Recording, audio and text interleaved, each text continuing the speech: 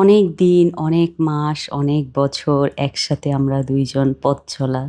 Please like and follow. Hello everyone, this is Fatema. Welcome Fatema blogs. So শুরু করতেছি রাতের ১২টার থেকে, যেহেতু আমার অ্যানিভার্সারি। সো আমার হাসব্যান্ড ছোটোখাটো কিছু সারপ্রাইজ আমার জন্য প্ল্যান করেছে। কেক নিয়ে এসেছে, ফ্লাওয়ার নিয়ে এসেছে, প্লাস হলো আমার জন্য ছোট্ট একটা গিফটও এনেছে। সো ওর ওই ছোট্ট গিফট আমার কাছে বিশাল বড় গিফট মনে হয় সবসময়।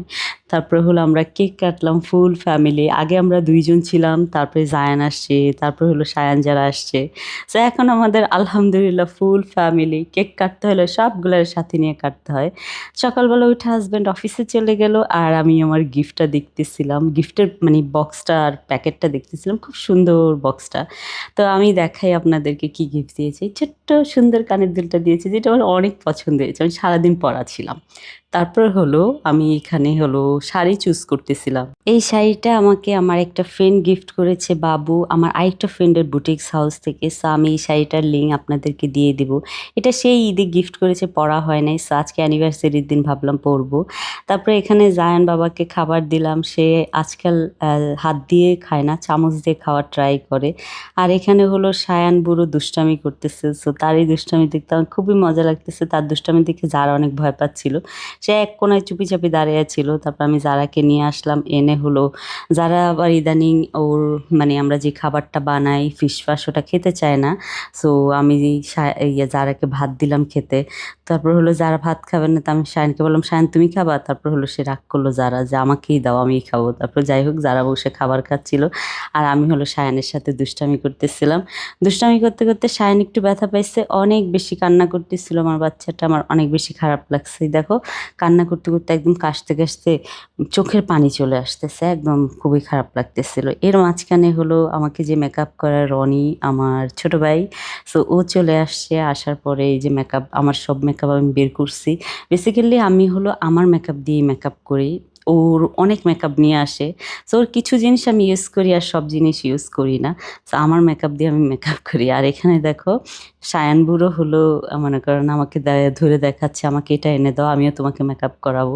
তো সায়ান আমাকে মেকআপ করাচ্ছে। আচ্ছা, আপনারা যদি এই মেকআপের ভিডিওটা দেখতে চান, পুরো মেকআপের ভিডিওটা, তো অবশ্যই ফাতেমা বিউটি টাচে যা দেখতে পারবেন। তো ওখানে হলো আমার মেকআপের ফুল ভিডিওটা দেওয়া আছে, ফুল ডিটেলসটা। তো রনি এখানে সায়ানের লোকে দুষ্টামি করতেছে, বলতেছে তাহলে তুমিই মেকআপ করাও, আমি আর মেকআপ করাবো না।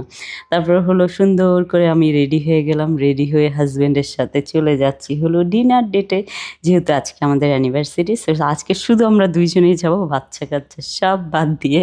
সো খারাপই লাগতেছে বাচ্চা কাচ্চাকে রেখে যেতে। তারপর কি করবো, আমরা ২ জন একসাথে একটু টাইম স্পেন্ড করতে চাচ্ছিলাম, কিন্তু বের হয়ে দেখি অনেক বৃষ্টি। যাই হোক, এত বৃষ্টির মধ্যে ফাইনালি আমরা চলে আসলাম।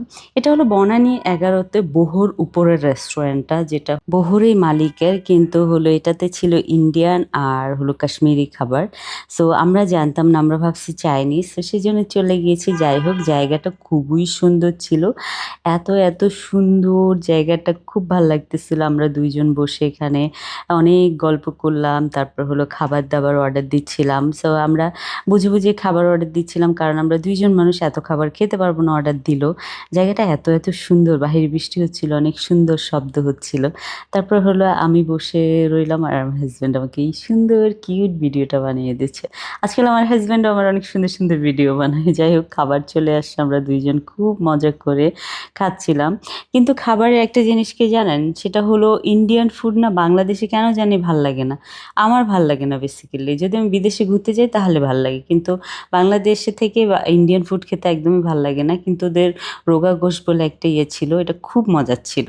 তারপর হলো আমাদের খাওয়া দাওয়া কমপ্লিট করে, বাহিরে অনেক বৃষ্টি হচ্ছিল, আমরা বাসায় চলে এসেছি। বাসায় আসার পরে কি গল্প দেখেন, আমি আমার বাচ্চাদেরকে ডাকতেছি, ওরা আমার সাথে এতই রাগ করছে, কেউ আসে নাই। যে সবাই আসতেছে আবার দূরে দূরে চলে যাচ্ছে, মানে ওরা এতই রাগ করেছে, আমার কাছেই আসে নাই। যাই হোক, অনেক কষ্টে তাদেরকে কাছে আনলাম। ওদেরকে একটা লোভ দিলাম যে দেখো মাম্মা ফ্লাওয়ার নিয়ে এসেছি, ফ্লাওয়ার নাও। যাই হোক, যারা তো আসছে ফ্লাওয়ার নিতে, কিন্তু সায়ান আর আসেনি, আমাকে পাত্তাই দেয় নাই।